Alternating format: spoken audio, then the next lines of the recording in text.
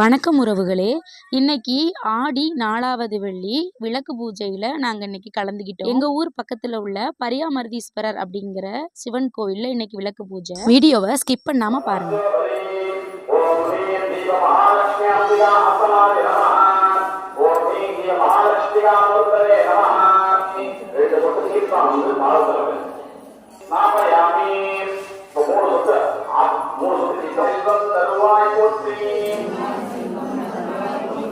உங்கள் விளக்கே போற்றி போற்றி உலக போக்குற வாழ்வு